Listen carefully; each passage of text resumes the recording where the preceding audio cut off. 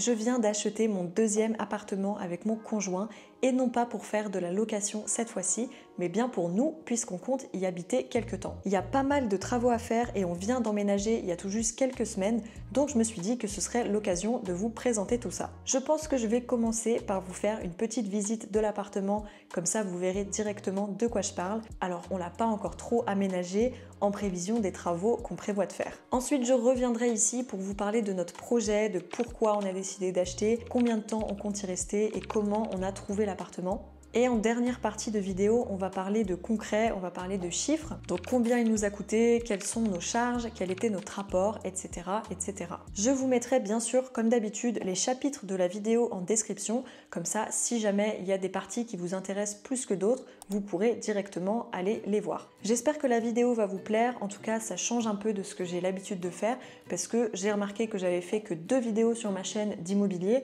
alors que quand même ça représente une grosse partie de mes investissements. De manière générale, si tous les sujets relatifs à la finance et aux investissements vous intéressent, n'hésitez pas à vous abonner et à me laisser un commentaire. Et c'est parti pour la petite visite de l'appartement. Donc comme je vous l'ai dit, vu qu'on prévoit de faire des travaux, ne vous attendez pas à ce que ce soit aménagé ou quoi que ce soit, puisque pas du tout. Voici donc à quoi ressemble l'entrée. Donc c'est une entrée qui est assez spacieuse. On a le fameux sol des années 80 ici, partout dans l'appartement. On le retrouve dans les toilettes, dans la salle de bain et dans la cuisine. On a prévu de recouvrir tout ça par un stratifié de bonne qualité. Il faut quand même savoir que la majorité des travaux qu'on a prévu de faire dans l'appartement sont en lien avec le sol, puisqu'on a prévu de mettre du stratifié absolument partout, sauf dans les pièces d'eau, donc toilettes, salle de bain, cuisine. Là, on prévoit de mettre du carrelage. Le salon, du coup, c'est vraiment ma pièce préférée dans l'appartement, puisque c'est la plus grande et la plus lumineuse. Alors actuellement, je m'en sers de studio pour filmer les vidéos, mais ça n'a pas prévu de rester comme ça, faut juste que je réfléchisse à une meilleure organisation. Juste à côté du salon, on a une chambre donc qui sert actuellement de bureau à mon mari pour son télétravail, mais je pense que je vais aussi m'en servir de studio au moment où on sera un petit peu mieux installé. Donc cette chambre est assez spacieuse et ce qui est intéressant c'est qu'elle donne aussi sur le balcon, donc elle est très lumineuse. Et comme pour la plupart des pièces de l'appartement, il va falloir changer le sol et retravailler aussi les murs. On continue la visite, alors on enchaîne avec le couloir qu'on voyait tout à l'heure, donc là on a le hall pour que vous vous repériez bien.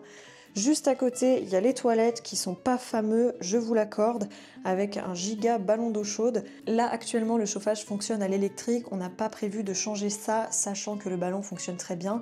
Alors, il y a quelques radiateurs qu'il serait judicieux de remplacer, mais on va le faire progressivement. Juste à côté des toilettes, on se retrouve avec la salle de bain qui est petite et son principal défaut, c'est qu'elle ne comporte pas de fenêtre. Malgré tout, la VMC fonctionne bien et ça, c'est plutôt un avantage parce qu'on n'a pas de problème d'humidité ou quoi que ce soit. Ça s'évacue globalement bien. On a vraiment la baignoire typique des années 80 avec le super carrelage un peu partout. On a prévu de faire vraiment pas mal de travaux dans la salle de bain. On va remplacer toute la faïence au mur par quelque chose d'un petit peu plus moderne.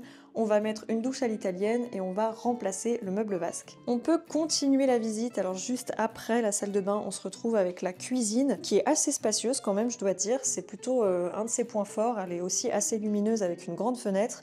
Malheureusement, les meubles sont trop anciens et on a prévu de faire du coup des travaux, de la remplacer. On a fait des plans chez Ikea et donc la nouvelle cuisine devrait être installée prochainement. La particularité de notre cuisine, c'est quand même cet espace-là, donc vous allez voir. Actuellement, on s'en sert de stockage pour tout ce qui est matériel, outils, aspirateurs, etc. Mais à l'époque, c'était du coup un vide-ordure qui a été condamné. Il fait très froid dans cette pièce parce que je pense que c'est relativement mal isolé. Il y a une fenêtre en double vitrage quand même, mais l'air passe vraiment bien, donc il faut qu'on trouve une solution pour pouvoir fermer un peu mieux cette porte. Après la cuisine, je vous emmène direction la dernière pièce de l'appartement qui est notre chambre. Voici à quoi elle ressemble. C'est une chambre qui est assez spacieuse, donc pour le coup elle est assez agréable à vivre. Les murs sont en très bon état dans cette pièce et c'est plutôt une bonne nouvelle pour nous. Comme pour les autres pièces, va falloir changer le sol puisque le stratifié qu'ils ont mis, je sais pas si vous le verrez bien en vidéo, mais c'est vraiment un stratifié qui est tout abîmé. Donc effectivement, va falloir qu'on le remplace. Et un autre avantage de cette pièce, c'est qu'elle comporte un grand dressing qu'on va remettre au goût du jour. Un autre truc aussi dont je voulais vous parler, c'est par rapport à la cloison qui sépare le salon du couloir. On a prévu de venir créer une ouverture ici dans la cloison de manière à apporter un peu plus de luminosité au couloir. Dans les années 80, on avait tendance, c'est vrai, à cloisonner les espaces, mais aujourd'hui c'est plus trop ce qui se fait, c'est pour ça aussi qu'on a prévu d'ouvrir. Au début c'était un peu perturbant, je vous avoue, d'avoir la cuisine à l'autre bout du couloir par rapport au salon. Maintenant dans les logements modernes, on a souvent la cuisine à proximité du salon, mais finalement on s'y fait et c'est pas si gênant que ça. Et comme vous le voyez, on a reçu pas mal de fournitures pour les travaux qu'on stocke en attendant dans le couloir. Et avant que vous me posiez la question, non, on n'a pas prévu de refaire les travaux nous-mêmes puisqu'on va faire appel à un artisan, notamment pour la salle de bain et pour le carrelage. Pour tout ce qui est électricité, peinture, stratifié et pose de la cuisine Ikea, là on va le faire nous-mêmes. Les travaux risquent de s'étaler sur plusieurs mois étant donné qu'on travaille à côté et qu'on aura du mal à se dégager du temps pour le faire, tout simplement. Mais si jamais ça vous intéresse, n'hésitez pas à me dire en commentaire et j'essaierai de vous documenter tout ça. Donc voilà pour la visite, j'espère que ça vous aura plu et on se retrouve face cam pour parler de la suite.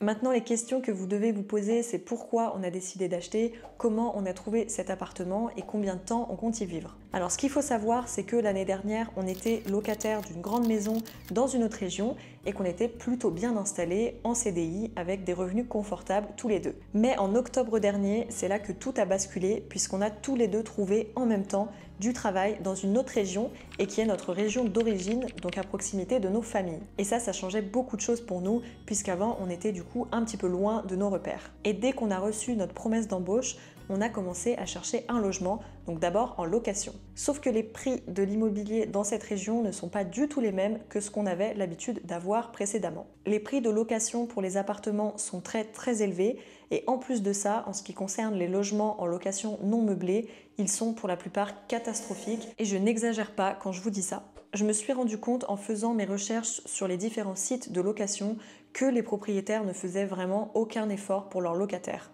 J'ai vu des appartements avec des cuisines qui ne sont même pas équipées, donc avec simplement un évier, des chambres dans lesquelles il n'y a pas de fenêtres ou alors des fenêtres en simple vitrage, des appartements dans lesquels il n'y avait aucun rangement, aucun placard. Et je vous avoue que j'ai trouvé ça un peu limite et que j'ai vite été découragée par la location. Étant moi-même propriétaire et ayant mis en location un bien récemment en non meublé, je peux vous garantir que c'est pas du tout ma façon de voir les choses. Alors je sais pas si c'est pareil partout en France ou si juste je suis mal tombée avec mes recherches, c'est aussi possible, donc je serais curieuse de savoir ce que vous pensez du parc immobilier locatif en location non meublée, je parle bien. Est-ce que vous aussi vous avez vécu du coup des expériences similaires? Ça m'intéresserait de savoir. Ce que je me dis en tant que propriétaire, c'est que si j'ai envie que mes locataires prennent soin de mon logement, il faut que je leur donne un logement avec un minimum de confort et dans lequel je me sentirais d'y vivre. Faire de l'immobilier, c'est surtout faire de l'humain et c'est pas juste des chiffres, parce que oui, installer une cuisine équipée, ça coûte cher, changer les fenêtres, ça coûte cher, mais en même temps, c'est le minimum à mon sens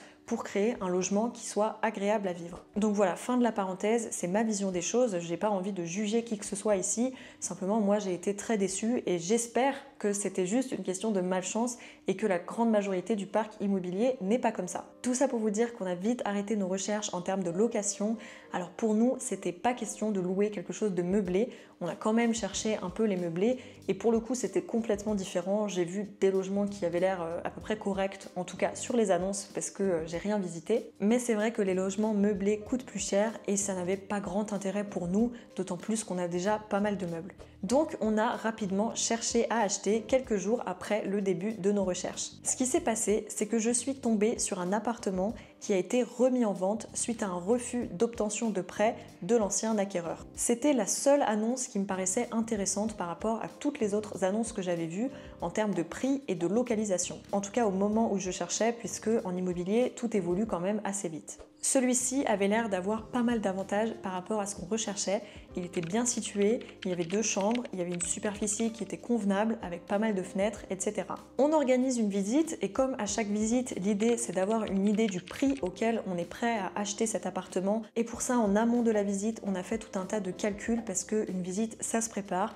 Tout ça, j'en ai un peu parlé dans mes précédentes vidéos sur l'immobilier, mais si jamais ça vous intéresse, je pourrais faire une vidéo entièrement dédiée à tous les calculs que je fais en amont des visites. Même si là, en l'occurrence, on achetait pour notre résidence principale, on ne sait pas ce qui peut se passer à l'avenir et je trouve que c'est quand même intéressant de simuler la mise en location du bien. En arrivant sur place, du coup, je savais que l'appartement était rentable à condition d'arriver à négocier un peu le prix. C'est bien le premier appartement et le seul qu'on a visité avant de faire une proposition d'achat. On savait exactement qu'on voulait acheter dans cette commune en particulier puisque l'immobilier était globalement moins cher qu'ailleurs et qu'en plus il y a une gare qui nous permettait de nous rendre dans l'agglomération la plus proche facilement et rapidement. Si vous voulez, je pense que cet appartement est bien tombé pour nous au bon moment, mais c'est pas forcément une stratégie que je recommande à qui que ce soit qui a envie d'investir en immobilier. Là, on était vraiment face à un dilemme, c'était soit on prenait le risque d'acheter maintenant alors qu'on ne connaissait pas bien la commune, on ne savait pas si notre nouveau job allait nous plaire, soit on partait sur quelque chose de locatif qui nous convenait moyennement. Le truc, c'est que si on était parti sur du locatif, on n'aurait pas pu acheter rapidement puisqu'on aurait démarré notre nouvelle période d'essai du nouveau travail et dans ce cas, ça aurait été bien plus compliqué d'acheter, voire impossible. Donc ça veut dire que si on partait pour de la location, on s'engageait d'office pour plusieurs mois. Au final, on a pris le risque d'acheter, on a signé le compromis en novembre et tout s'est fait très vite puisqu'on a signé l'acte de vente en janvier. Côté chiffres maintenant, parce que je me doute que c'est ça qui vous intéresse, l'appartement était affiché à 170 000 €, frais d'agence inclus. On a réussi à le négocier à 150 000 € avec les frais d'agence inclus, mais à notre charge, et ça fait une petite différence quand même. Ça, c'est une petite astuce à connaître si jamais vous êtes dans une situation où vous voulez acheter un appartement qui est mis en vente par une agence. Vous pouvez, en tant qu'acquéreur, payer les frais d'agence. Ce qui se passe si c'est vous qui payez les frais d'agence, c'est qu'ils sont déduits du prix global du bien et donc vous payerez moins de frais de notaire. Les frais de notaire se calculent sur la base du prix du bien. Alors ça représente pas des sommes astronomiques, dans mon cas c'était pas un appartement qui était vendu très cher, mais c'est toujours ça de prix. Par ailleurs, si l'appartement que vous achetez contient du mobilier, sachez que vous pouvez aussi les déduire du prix global du bien. Donc si par exemple dans l'appartement il y a une machine à laver, un four, des lustres, etc., vous pouvez demander à faire estimer la valeur du mobilier présent et à le déduire du prix du bien au moment du compromis de vente. Et donc ça nous a réduit un petit peu les frais de notaire. Au final, le montant de nos frais de notaire s'élevait à environ 11 000 €. Comme vous le voyez, on a aussi prévu une enveloppe travaux qu'on a décidé d'inclure dans la demande de prêt. On a demandé la somme de 8 000 € pour ces travaux, alors sachant que ce sera juste une aide et qu'on va devoir sortir plus d'argent que ça de notre poche. D'ailleurs, j'ai commencé à estimer le montant global de nos dépenses pour les travaux et on n'est pas loin des 20 000 €, donc c'est vrai que c'est un petit budget, mais ce sera pour chez nous et on a prévu d'y vivre pendant quelques années. Donc c'est pour ça qu'on a décidé d'investir dans des matériaux de plus grande qualité. Pour le crédit bancaire, on est encore une fois passé par un courtier et je vous cache pas que ça ne m'enchante pas, j'aurais préféré faire ces démarchages bancaires moi-même, mais en réalité c'est très compliqué quand on travaille à temps plein à côté et qu'en plus on achète dans une région dans laquelle on ne vit pas actuellement. Nous, on avait plusieurs contraintes, c'est que déjà on était pressé, on n'était pas sur place, donc on n'était pas forcément dans une situation favorable. On a donc opté pour du courtage qui nous a coûté 2 500 € pour ce bien. Dans les frais, on retrouve également les frais bancaires qui s'élèvent pour ce bien à 1 000 € et la garantie qui est de 1 847 €. Comme vous le voyez aussi, on a décidé de mettre 20 000 € d'apport à deux. C'était à peu près le minimum en termes de conditions par rapport à ce que la banque était prête à accepter compte tenu de notre situation. On a finalement obtenu un crédit de 155 000 € à 3,32% et sur 25 ans. On n'avait pas non plus envie de mettre moins d'apport parce que l'idée c'est quand même pas d'avoir des mensualités qui soient trop grosses pour nous laisser de la marge pour investir. Côté charge mensuelle maintenant, donc on va voir ce que va nous coûter réellement cet appartement chaque mois, sachant que pour ces calculs, j'ai lissé certaines dépenses, alors qu'en réalité, il y aura juste un prélèvement qui tombera à un seul moment dans l'année. On se retrouve du coup avec un crédit de 777 €, 40 € d'assurance emprunteur, 27 € d'assurance habitation, 92 € de charges de copro. Donc c'est des charges qui sont moyennement élevées par rapport à ce qu'on peut trouver dans le secteur. Elles restent raisonnables sachant qu'elles comprennent l'eau et l'entretien des locaux et qu'on peut aussi inclure le parking. On stationne gratuitement dans l'enceinte de la copropriété. La taxe foncière était l'an dernier de 800 €, alors ça ne veut pas forcément dire qu'on va continuer de payer ce montant-là, puisque comme vous le savez, toutes les taxes foncières ont tendance à augmenter chaque année. On a aussi des frais de carte bancaire qui s'élèvent à 9 € par mois, ce qui nous fait une mensualité totale d'environ 1 000 €, sachant qu'à deux, on serait environ à 500 € chacun. Pour réduire le montant de nos mensualités, on compte également changer nos assurances, donc que ce soit l'assurance emprunteur ou l'assurance habitation. Donc ça, c'est quelque chose qui viendra dans les mois à venir, mais au moins ça vous donne une idée de ce que nous coûte cet appartement. Comme je vous le disais tout à l'heure quand je vous parlais des travaux, on compte rester quelques années dans cet appartement et ensuite on verra si on le vend pour acheter quelque chose de plus grand ou si on le met en location. Donc on s'est quand même renseigné sur le potentiel locatif du bien. Donc on a essayé de savoir combien on pourrait le louer compte tenu du marché actuel. Après travaux, ce qu'on en a conclu, c'est qu'on pourrait le louer un maximum de 950 € par mois en meublé, charges comprises. Ça reste une estimation, on est bien d'accord, et peut-être que d'ici là, le marché va évoluer et on pourra le louer soit un peu moins cher, soit un peu plus cher. Mais très honnêtement, vous voyez que c'est pas non plus le meilleur investissement qu'on pourrait faire puisqu'actuellement nos charges sont plus élevées, même si dans le temps on va, comme je vous le disais, réduire le coût des assurances. Mais ce qu'il ne faut pas oublier, c'est qu'on l'a acheté parce qu'il nous convenait bien et parce qu'il était bien adapté à notre situation et non pas pour son potentiel locatif, même si c'est quand même intéressant de voir qu'en le louant, on serait perdant de quelques dizaines d'euros par mois probablement, mais pas plus. Ce qui est intéressant aussi, c'est que dans ce secteur-là en particulier où on a acheté, les prix de l'immobilier ont tendance à bien augmenter. Donc ce qu'on se dit, c'est que possiblement on pourra réaliser une petite plus-value lors de la revente d'ici quelques années et cette plus-value-là nous permettra d'acheter ensuite une maison. En tout cas, ça c'est le projet et bien sûr, ce sera sans doute amené à évoluer dans le temps. On arrive du coup au bout de cette vidéo, donc j'espère qu'elle vous aura plu. S'il y a des sujets que vous souhaitez que j'aborde en particulier par rapport aux travaux, à l'immobilier en général, ou d'ailleurs par rapport à d'autres sujets, surtout n'hésitez pas à me le dire en commentaire. Merci à tous et moi je vous dis à très bientôt pour une nouvelle vidéo.